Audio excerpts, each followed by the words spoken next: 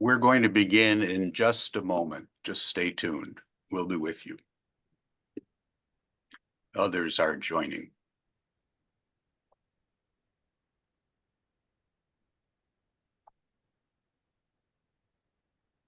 Okay, so welcome to this virtual pre-COP30 press conference organized by the Slaughter Institute for Climate and Sustainability at Harvard University. I'll mention the usual, which is that everything that's said today is on the record and all the opinions belong to the respective speakers. I'm your host, Rob Stavins, a professor of environmental economics at the Harvard Kennedy School, and I'm joined by an excellent set of panelists. In alphabetical order, they are Janine Cavender-Bars, who is a professor of organismic and evolutionary biology at Harvard. She will be launching the Harvard Biodiversity and Planetary Stewardship Initiative at COP30. Next, Marcelo Medeiros, who is a climate action fellow at the Slaughter Institute. He's the co-founder and chairperson of a company committed to restoring 1 million hectares of tropical forest. Mary Rice, associate professor of environmental respiratory health at the Harvard T.H. Chan School of Public Health, where she is director of the Center for Climate Health and the Global Environment. And then last, but certainly not least, Catherine Wolfram, William Barton Rogers Professor in Energy and Professor of Applied Economics at MIT, where she is part of the leadership team of the joint Harvard-MIT Global Climate Policy Project.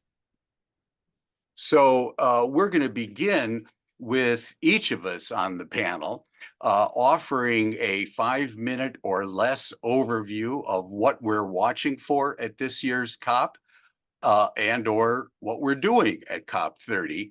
And then we're going to turn quickly to Q&A and continue that until the top of the hour, which is when we will adjourn. So first, here's my 5 minutes worth.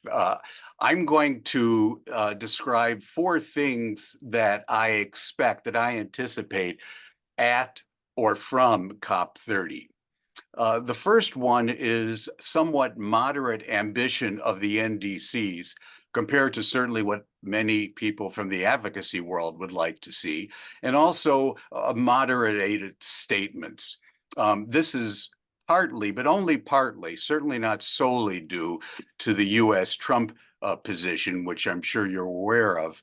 One example of that is that the International Maritime Organization, which had come up with an aggressive, interesting, and rather strange technically combination of a carbon tax and a trading program, and we're ready to move forward with that as a result of pressure from the US administration. Of course, the vote has been suspended for a year, delayed for a year. Also within the European Union, as you know, there is a push from some countries, largely Central Eastern Europe, Southern European countries, to delay expansion of the European Union emissions trading system to include ground transportation. And then more broadly, we're seeing the rise of what I think it's fair to say are right-wing governments around the world, which seem to be much less interested in climate change policy.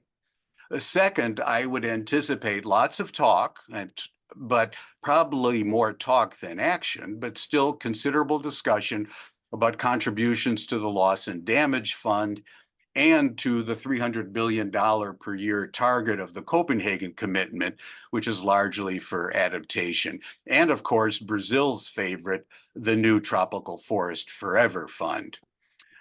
Third, the Brazilian presidency may advance, from what we're reading, some sort of carbon pricing initiative. What it will be, I don't know, but it could be based on some excellent ideas for a graduated climate club on which I expect, or at least hope, that Professor Wolfram will comment when we come to her. On the other hand, I also want to note, in terms of what to expect, that given some unfortunate developments with Article 6, which we can describe in Q&A, Article 6, in my opinion, is very unlikely to live up to its potential. Fourth and finally, I will take note of the 20-year evolution of the annual conference of the parties.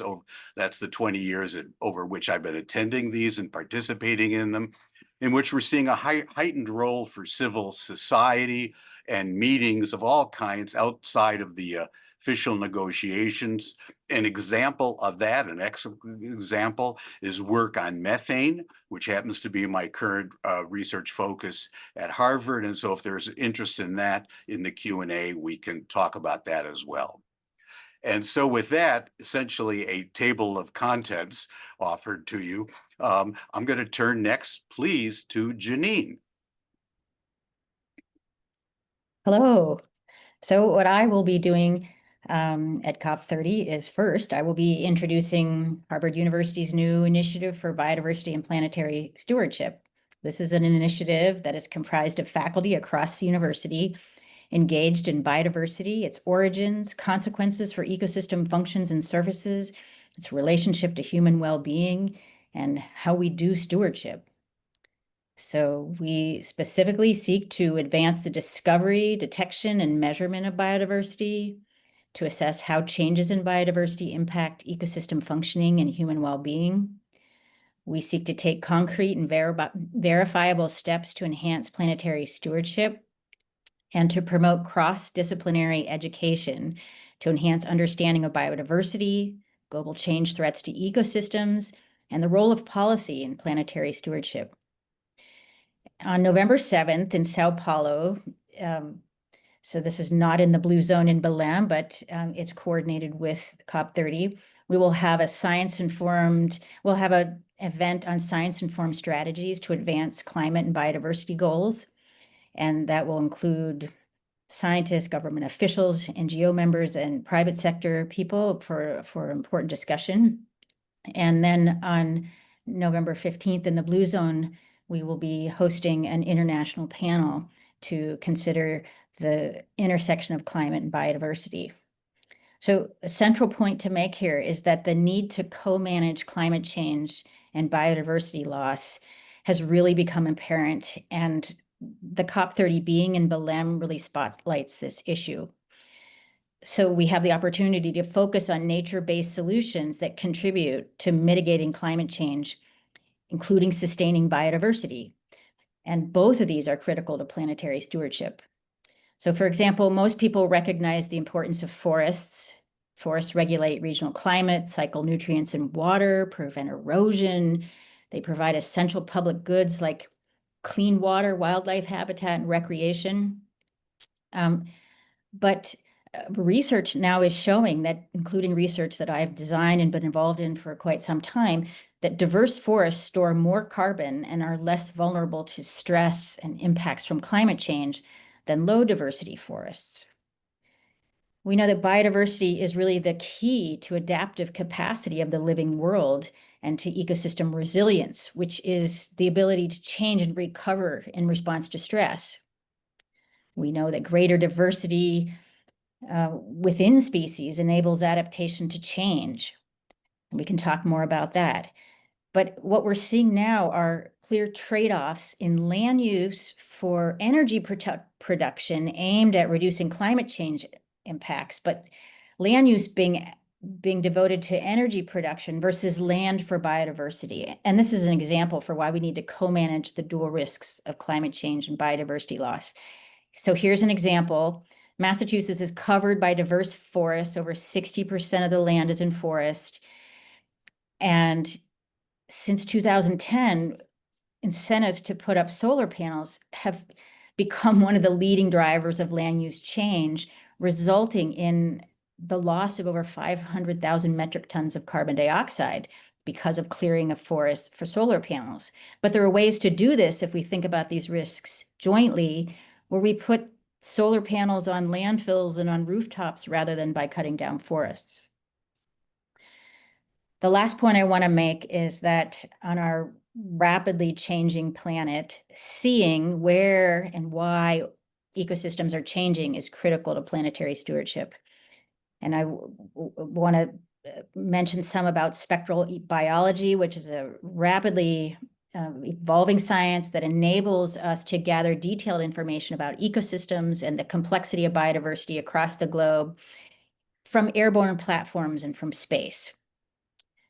What we do is we build models from remotely sensed data, including from satellite, that help us detect the species composition, the structure, and the diversity of ecosystems and forests across vast regions, like forests of the eastern United States.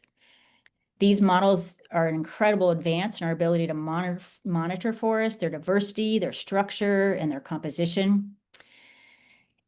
They're critical to being able to verify efforts towards global biodiversity goals and climate goals, and to managing natural systems to mitigate climate change. But they do require a massive amount of data from ground measurements to be accurate. So it does require investment in doing the work on the ground. So those are my points, and I look forward to the Q&A. Thank you, Janine. And I'll turn next to Marcelo. It's all yours. You're muted. Yep. Sorry about that.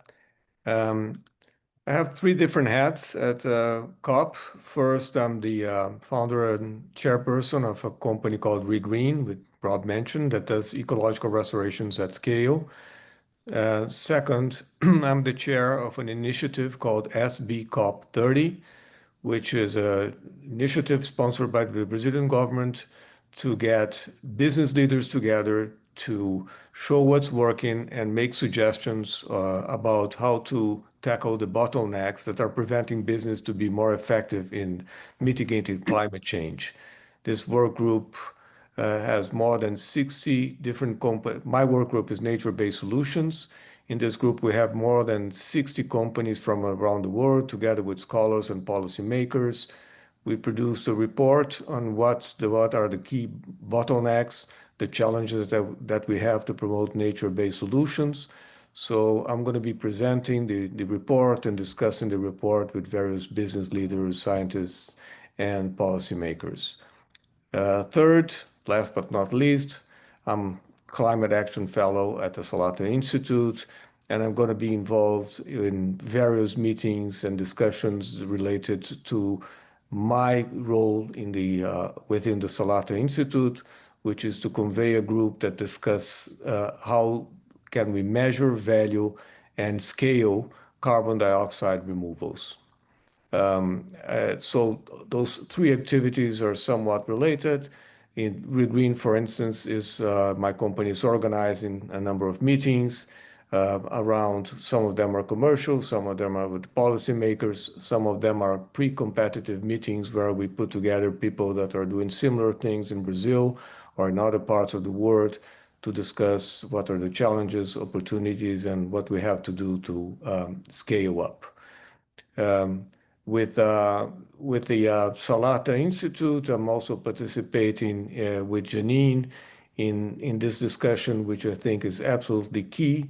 Is there a trade-off between biodiversity and removing carbon dioxide from the atmosphere, or do we have what we really have is a synergy that we can use in our favor, and hopefully is the latter, but that's a very interesting discussion, is part of the theme of the event that we have in November 7th in São Paulo. So that's pretty much what I'm be doing in COP. Thank you. Thank you, Marcelo. And now we turn to Mary, please. Good afternoon, and thank you for joining us today. I'll be traveling to COP30 in Belém alongside colleagues from the global health community to bring health to the center of the climate dialogues at the conference. And while I'm there, I will be highlighting scientific evidence showing that climate actions that reduce greenhouse gas emissions, particularly by cutting fossil fuel pollution, deliver near-term and measurable health benefits for surrounding communities.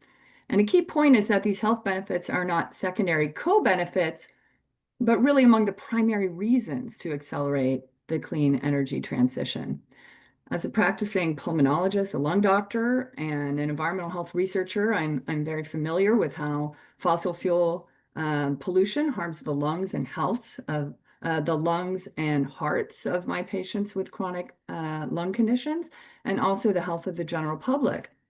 And climate change and air pollution disproportionately affect those who are most vulnerable. That includes children, older adults, people with chronic diseases, and the communities who have the fewest resources to adapt to changing climate and worse air quality.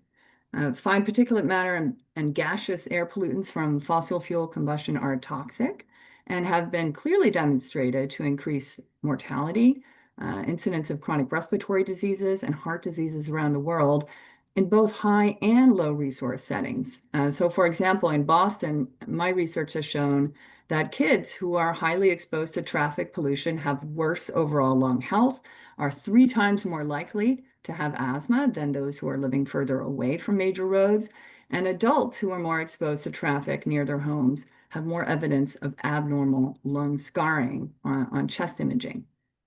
Now, for some context, in recent years, we've seen growing recognition that climate change is not only an environmental and an economic issue, but fundamentally a health issue. And that's reflected in initiatives such as the establishment of the WHO Health Pavilion at the conference, the COP26 health program, and the creation of the Alliance for Transformative Action on Climate and Health, called ATTACH. The first COP Health Day in Dubai, which was accompanied by a declaration on climate and health.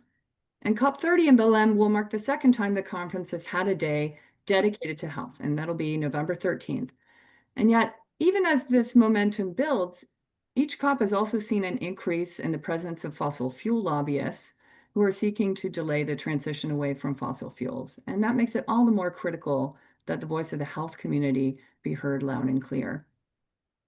It's my opinion that health must be front and center at COP, both in the allocation of resources and planning for climate adaptation, but also in advancing mitigation efforts that reduce fossil fuel use and thereby yield short-term gains in health, productivity, and well-being. So while I'm there, I will be speaking at events where I will be sharing real-world stories of how climate and energy interventions have improved health and have delivered economic value, much of which my colleagues and I summarized in a July 2025 commentary in environmental epidemiology. I'll put that in the chat. And these tangible examples demonstrate how reducing greenhouse gas emissions and fossil fuel pollution from energy, industry, transportation, agriculture produce near-term and very measurable health gains alongside health savings and productivity benefits. And in the US, the experience has shown that when coal-fired power plants close, local air quality improves, leading to lower mortality among older adults, longer life expectancy, improved heart health, and reduced risk of asthma in kids, all while saving millions of dollars through medical costs and productivity gains. And globally, pollution reduction initiatives such as London's ultra-low emission zone, the Beijing Summer Olympics, which were some clean air measures were implemented, Barcelona's superblocks, all of those have produced physical, mental, and economic benefits. So I will be sharing this evidence to demonstrate that the health benefits of climate solutions are not just co-benefits, but primary reasons to accelerate transitioning away from fossil fuels. Other research has shown that communicating the health and economic gains of climate action can help inspire collective action. So in this time of polarization, health remains one of our most unifying and persuasive arguments for reducing emissions. So thank you. I look forward to the questions. Well, thank you, Mary. As we turn to Catherine, let me mention that I see that some questions are already coming in through the Q&A function. Please feel free, others, to continue to do that. And I hope you'll do as the first individual did, namely to give us your name and your institution before you write in your question. So with that, let me turn to Catherine, please. Great. Thanks so much, Rob. And for those of you who were not here at the outset, I'm Catherine Wolfram. I'm a professor of energy economics at MIT Sloan and one of the co-leads of the Global Climate Policy Project at Harvard and MIT. So in my view, the COP process, the whole conference has a number of benefits. And one very important one is that every country has a voice and quite literally a seat at the table. But I think the process also has some drawbacks, and partly that is that every country has a voice. So getting consensus out of this process can be challenging. And that's especially true if the second biggest emitter in the world isn't at the table, literally. So for about the last year, I've been working with a group of academics and a group of other thought leaders to help policymakers envision what a smaller subset of countries could do to make progress on climate change that's not through the official COP unanimous consensus process. So we at the Global Climate Policy Project at Harvard and MIT, we released a report last month in September that reflects the culmination of this work. And what we do is we outline a coalition, and we want to kind of help policymakers envision what this coalition could look like. And one thing the coalition that we outline does is it leverages a very important recent trend, which is the pronounced increase in the number of countries that are both implementing and thinking about implementing or planning to implement carbon pricing. In no small way, I think that's in response to an EU policy, that the European Union's carbon border adjustment mechanism. So we issued the report. It outlines that a coalition could focus on three things, could think about carbon pricing, but carbon pricing maybe that reflects fairness in a way that the EU CBAM has not. The second thing that we think the coalition could focus on is border policies. These are designed to level the playing field for companies that are in countries that are within the coalition, and also, quite frankly, to incentivize participation in the coalition for any countries that are tempted to remain out of it. And third, we focus on kind of the carbon pricing you can think of as the sticks to drive climate mitigation, but we also think it's important to include carrots. So we think about tech transfer, for instance, climate finance for low and low middle income countries. So I'll just highlight one other thing that's unique about this moment and that our report highlights. As I said, there's been this proliferation of carbon pricing. So we, in the report, focus at the beginning and emphasize that this is one way a coalition could start on 4 industries: aluminum, steel, cement, and fertilizer. But those are just 4 industries, just 5% of global GDP, but they're 20% of global emissions. So very important to address. Also within those industries, 82% of the emissions are already covered by carbon pricing, either existing or planned. And finally, those are industries that are, for the most part, very heavily traded. So we think it's really important, especially given the proliferation of carbon pricing, for there to be some kind of conversation about how to recognize different systems across borders. So this has been a separate academic exercise, but we have been in close conversation with the Brazilian government. They seem supportive of this, and they had been thinking about coalitions themselves. They've defined something called an open coalition, and the public reporting on this suggests that they have had productive conversations with other countries, most notably China and other jurisdictions, the EU. So my own personal interpretation of it is that their coalition is open. Anyone is welcome to join, but it's not free. There are steps that you need to take in order to qualify, that you need to commit to aggressive climate mitigation policies. So I think this helps show how even a small set of countries, if they're important countries, can make progress. And I'm hopeful that the COP will give this kind of idea lift, and that we'll be thinking more about this in the years to come. So thanks so much. Happy to answer questions. Great. Thank you, Catherine. Thank you to all of you. And so now we're going to go to questions and responses. So we can get in as many questions as possible, try to be brief with responses. The question can be addressed to a particular member of the panel, or you can just submit questions. And again, as I mentioned before, when you put questions in, give us your name and your institution. And with that, I'm going to go to the first of the questions that I see, pardon me, which is from Zach Coleman, who is with Politico. And he says, I'll just read it. He says, my question is based off Rob's comment that he expects more moderate NDC progress and even statements. If that's the expectations, then what is the best case scenario outcome or statement that can emerge from this COP? So since that was based on something I said, I guess I should respond. So I think there are two aspects to watch for on that by the time of that final day. One is what you're referring to, which is the aggregation of the NDCs and what's the comparison of the trajectory to, the Paris ultimate targets, the 1.5/2.0. But in doing that, I want to recommend something to you that I often see is not sufficiently covered by the press. And that is, these NDCs are highly heterogeneous. The ones from the industrialized countries are mass-based targets. The vast majority of them, and the vast majority of countries in the world are, of course, in the developing world, they tend to be relative to business as usual. That's a very different kind of target. It has a different meaning. Or to be relative to economic growth. In other words, carbon intensity per unit of gross domestic product. So I think it's important to include those.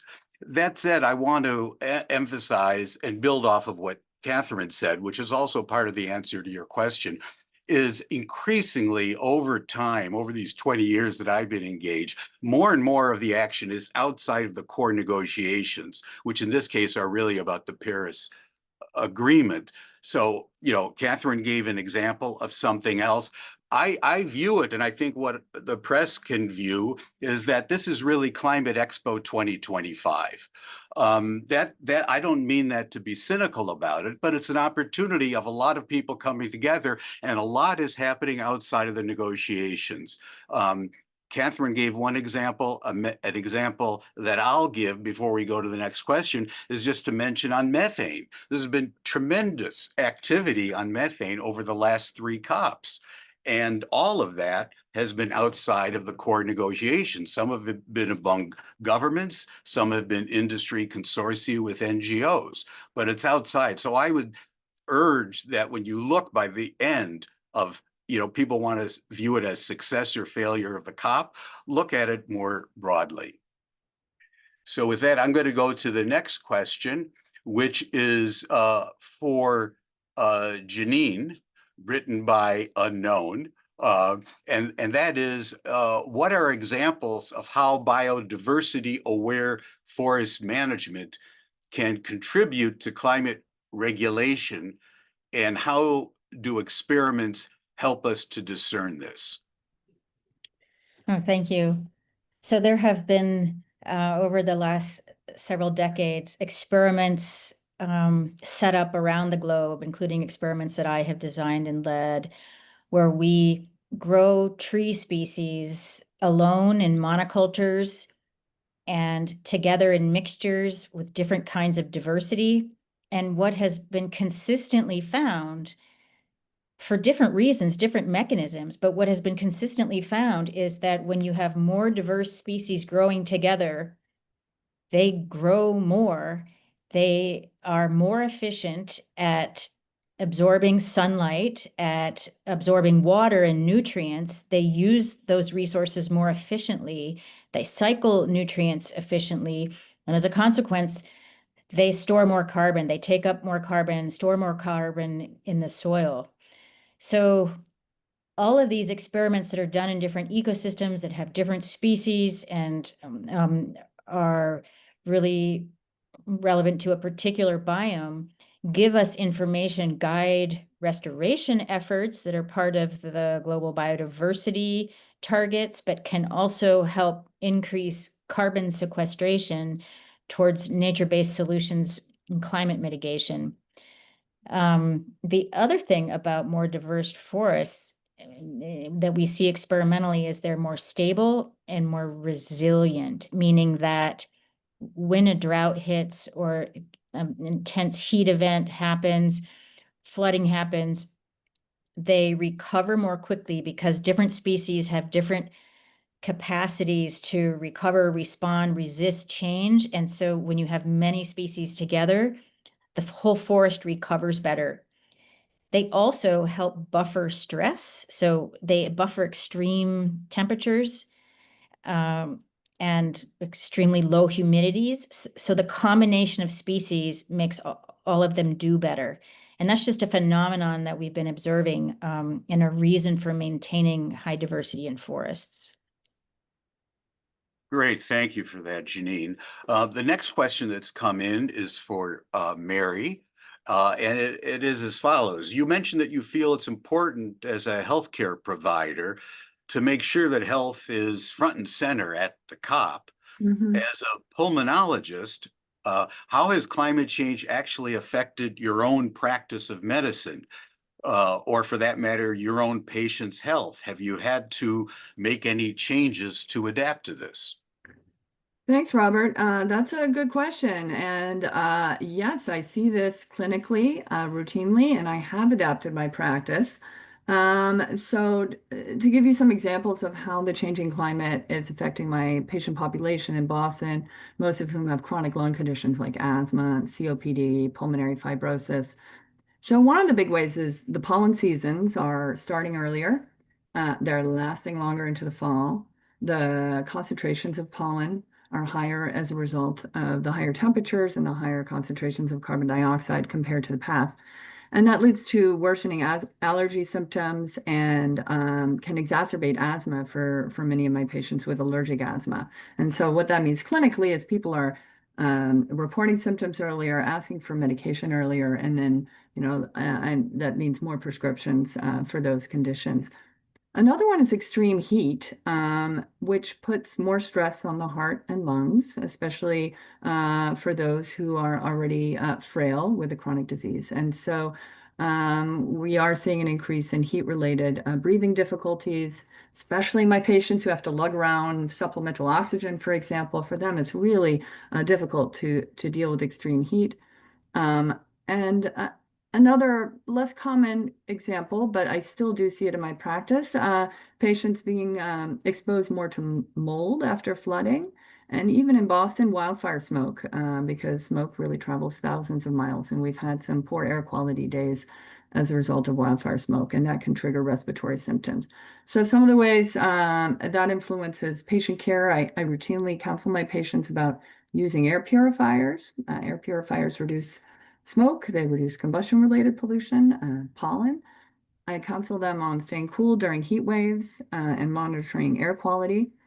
As you know, I'm also a researcher and I'm researching some of these things. So I'm evaluating how air purifiers affect respiratory outcomes for patients with COPD. We also have a study evaluating how providing air conditioners affects health for people who have chronic heart and lung diseases and don't have access to air conditioning. I think I'll stop there. Yeah. So, yeah. And this is just an example from a respiratory clinician. If I were to ask my colleagues in infectious disease and cardiology, they would have other examples. Thanks, Mary. So next, a question for Catherine. Climate clubs have been talked about for a while. Bill Nordhaus has written about these for a decade. Nat Cohane, David Victor, a number of people, both economists and political scientists. So one question is, how does yours relate? And I want to even make it a little more precise than that, if you don't mind. And that is that when people from developing countries, delegations from developing countries, and that's 150 out of the 195 at least of the delegations, when they hear about climate clubs, their response is, you're ignoring something important, and that is the fundamental principle of common but differentiated responsibilities and respective capabilities. What you're trying to do is come up with environmental protectionism that's out to screw developing countries, that's going to keep us impoverished. That I'm not exaggerating when I say that reaction I have heard a lot. Do you address that? Can you address that, Catherine?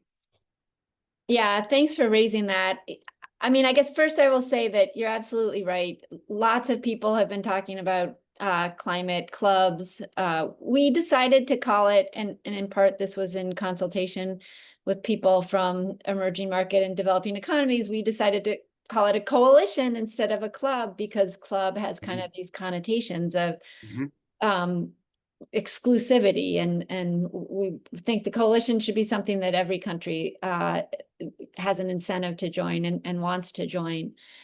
And fundamentally, these are coalitions built around carbon pricing, the idea of carbon pricing, or more broadly, pricing for emissions has been around since the turn of the previous century, since the late 1800s. It's been used for carbon in lots of countries. It's been used in the US for non-GHG pollutants. So, we're not doing anything new here. I think what the current moment brings us is two things. One is just real focus on the need to make progress without unanimity. And second, it does, I emphasized this in my opening remarks, but we've seen this dramatic increase in the number of countries that are focusing on carbon pricing, or at least have legislation proposed to do carbon pricing. To answer your specific question about fairness, what we try to do in the report is say, you can have a coalition, you can have the climate club idea and still recognize fairness. You can have different criteria for membership in the coalition depending on a country's economic status. As we define it, policymakers might decide that the differentiation should be based on something different, maybe based on cumulative emissions. Those are highly, highly correlated, but I think it's up to the policymakers. But we just want to say that there is a way to have both fairness and this idea of the carbon club. So if I understand that correctly, Catherine, that to take the old Nordhaus notion, each country putting in place a carbon tax on itself, keeping the revenue, and then countries joining since they might prefer to keep the revenue rather than give it to the European Union or whoever in the form of a tariff payment. So my understanding is that one way you can address distributional equity in the CBDR is that the level of that carbon tax could be different. It could be proportional to per capita income, for example. Is that fair to say? Yeah, that's fair to say. And I guess I should just emphasize that what we model in our report is 3 buckets: low middle income countries, middle income countries, and high income countries. And that's based on a report that the IMF staff put out in 2021. Okay, thank you for that. Okay, so next for Marcelo. Marcelo, could you say something about the stewarding forests, oceans, and biodiversity, which I guess is one of the 6 axes of the action agenda? How important is this axis for Brazil in particular? And, why is it relevant for the world beyond Brazil? Okay. Well, starting with Brazil, it's absolutely critical. Brazil has an electrical grid that's very clean. In any given year, 80 to 90%, more often 90% of the all electricity in the country is generated by renewables, hydro, wind, and solar.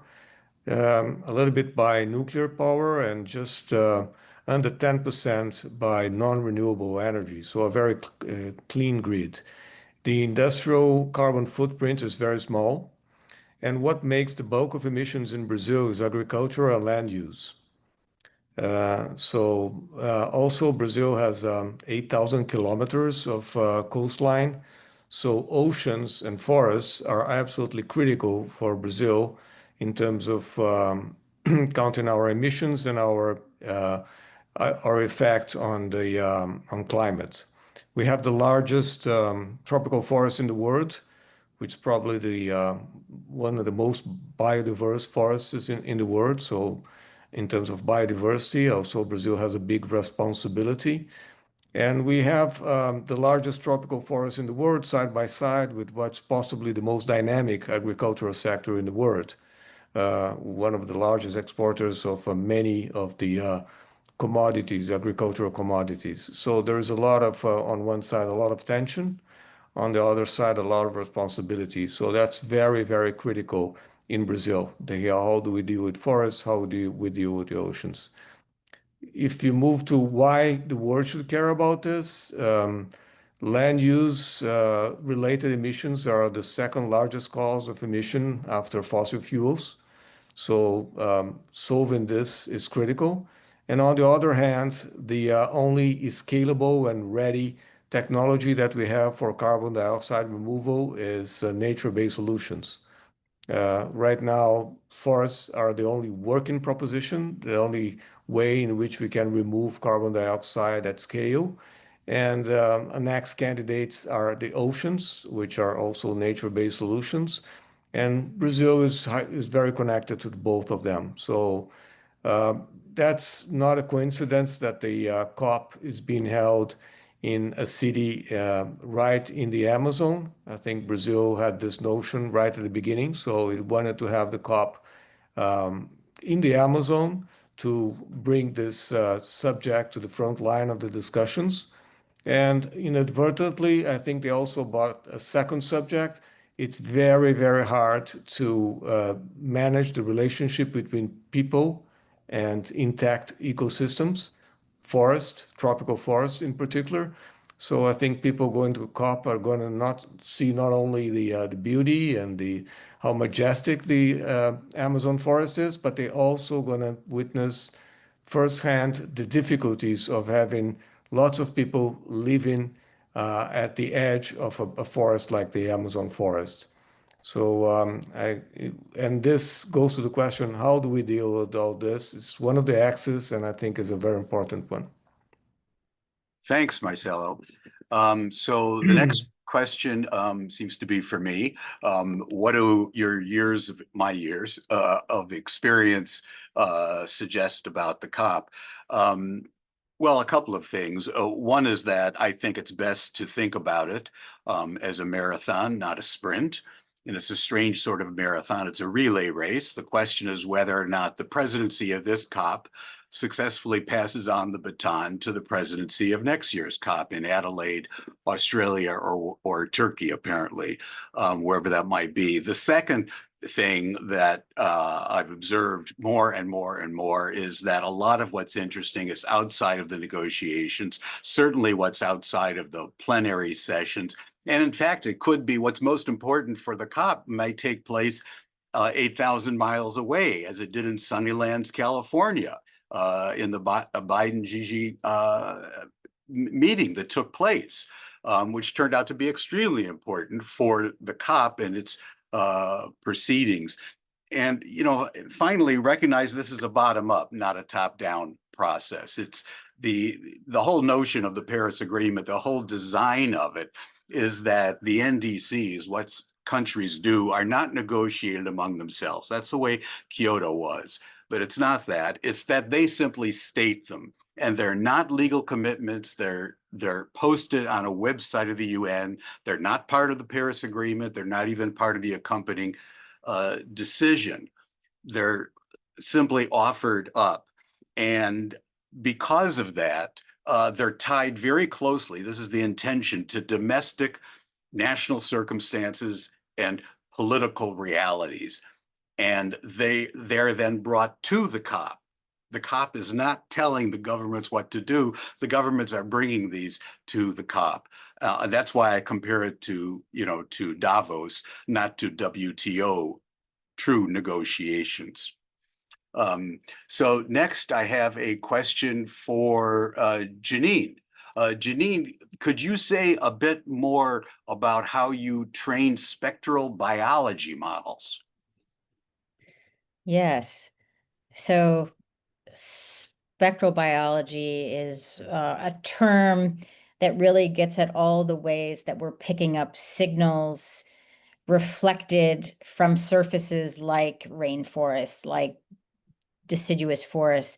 So signals, so the sun's energy across the electromagnetic spectrum gets reflected off of forests or ecosystems, and we have sensors that pick up those signals. And the signals go much beyond what the eye can see. So the eye can see within 400 to 700 nanometers of the electromagnetic spectrum. That's the visible range. But beyond that range, all the way to, we often use 400 to 2500 nanometers, we can see all kinds of variation that we get signatures of that variation that allow us to predict the chemistry, the function, the kinds of tissues, the diversity, the variation. It's a high dimensional information that's spectral in nature, that's optical in nature. And from that, we can build machine learning models. These are like AI models, as long as we have enough data on the ground of what those signals mean. So if we know a tree on the ground and we have a specific location for that tree, and then we detect a signal above it, there's a spectral fingerprint that allows us to model the species of tree or how much photosynthesis or leaf mass per area it has, or the chemical composition of that tree. And we can do it for whole ecosystems with satellite data.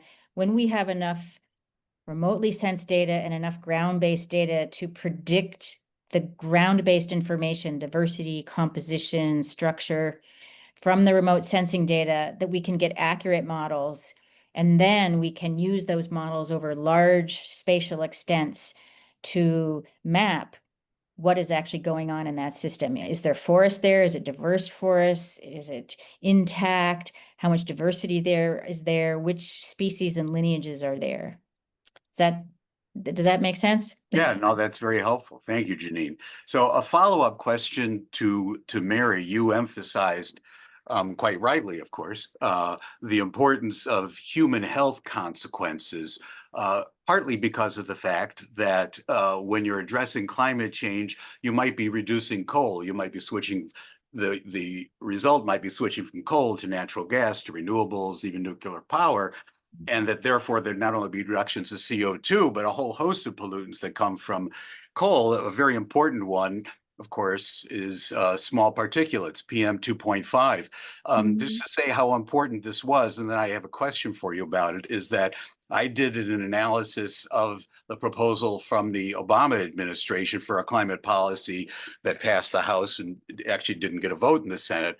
And their regulatory impact analysis had positive net benefits for the US, which is sort of surprising for a global commons problem.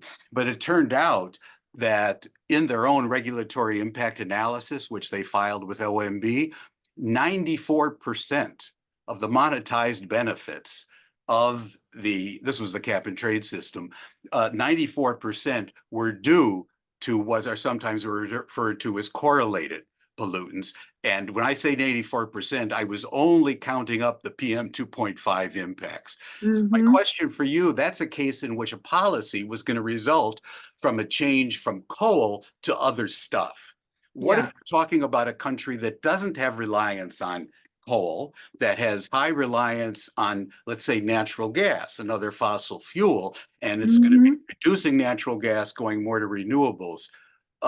What about in a situation like that? Would we still see these huge human health benefits? Well, burning natural gas does release gaseous air pollutants. It releases some particulate matter, but to a much smaller degree compared to coal. That's why coal, as you point out, is such a public health opportunity, transitioning away from coal, because as you point out, the health benefits of the cleaner air are tremendous.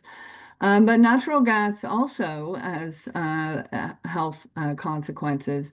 The nitrogen dioxide is associated with respiratory health harms. There's some evidence of mortality. There are also health consequences from the industry itself, from the trucking and everything that happens from the procurement of the natural gas. Well, I can't cite a cost benefit analysis to the economist. Right. The health, there are real measurable health benefits of transitioning away from natural gas based energy to energy sources that don't pollute the air. And one of your Yeah. colleagues at the Chan Harvard School of Public Health Mhm. has studied for years, and I think has written about the indoor air pollution impacts Yeah, from leaks from gas stoves. yeah, Right? that's right. That's right. So gas stoves seems to be an actual cause of asthma. There's some disagreement in the scientific community whether it is truly causal, but it seems to be a trigger for respiratory symptoms. So that's another argument for transitioning away from natural gas for energy. Great, thank you for that. So let me present now a question to everyone on the panel. I hope all of you can address this question. This may take us up to the top of the hour, in fact. So a couple of minutes from each of you will work out perfectly, in fact. And that is, what role do you think academics should play at the annual conference of the parties? Or if you prefer to answer, what role do you think they play? Either of those, I think, would be of interest. And let me go in the reverse of the order that I used. So reverse alphabetical order, which means we start with Professor Wolfram. Yeah, I think maybe should and do are kind of the same thing. So I Okay. think academics can show up as honest brokers, right? We're not representing a country, we're not representing a company. We're just there because we're interested in our particular field of expertise. So I think that's one very important role. I think the other is that, and I saw this, I served in government for a little while, and in government, you are dealing with fire drills left and right. And you are thinking about, like, if not the next 2 hours, you're thinking about tomorrow. But academics have the luxury to just think about 5, 7 years from now and think of, more blue sky about what things could look like or should look like. So I think those are important parts of the conversation to interject. Thanks, Catherine. Mary, can you comment on this question? Yeah, certainly. I mean, I think to your point that you made numerous times during our discussion, Rob, it's the side events and discussions at the conference that are an important opportunity to bring forth evidence that can move the conversation forward. So, for example, in my area of expertise, health, it means discussing the health dimension of the energy transition and adaptation. And showing up at events where maybe the focus is not on health and pointing out some of the health implications of nature-based solutions, for example. I think it's important for the different disciplines to show up at the conference and bring that expertise, even though you may not be, having a huge direct impact on the actual negotiations that are taking place at the conference, but it's more about bringing the current evidence to bear in the right places. Well, you used a key word which warms all of our hearts, evidence. And that's what certainly academics can bring, Mhm. as opposed to the ideological warfare that otherwise tends to take place in many, many venues. Marcelo, you're muted. Again, sorry. I'm in an interesting position here because I'm the only non-academic here. And I think my view from the outside is that we are accustomed to expecting from science an incremental contribution to problems, a new drug, a new solution to a problem that we are but it's an incremental perspective. And when we come to climate, the role of science is absolutely central. We're still at the point where we're discussing where to go, what to do, what's important, what's not. And even here in this panel, you can see that we are discussing on a very, very central proposition, something that defines what we have to do is not incremental, it's absolutely core. And I think that we're going to see this at COP. And here we had a lot of examples. Take what Janine said, for instance, how we talk about biodiversity, why it's important, why it's not, how we have to deal with this. And in some sense, biodiversity is out of the picture. So the role of science is bringing it into the picture of what Mary was saying, how important to health climate changes, and this is out of the picture. We're bringing into the picture. So I think the role of science is different when we talk to climate than what we're accustomed to see in everyday life. Yeah, you mentioned something important that I'll highlight as I turn to Janine, and that is that, the 1992 World Conference on Environment and Development, the Rio Earth Summit that got all this going.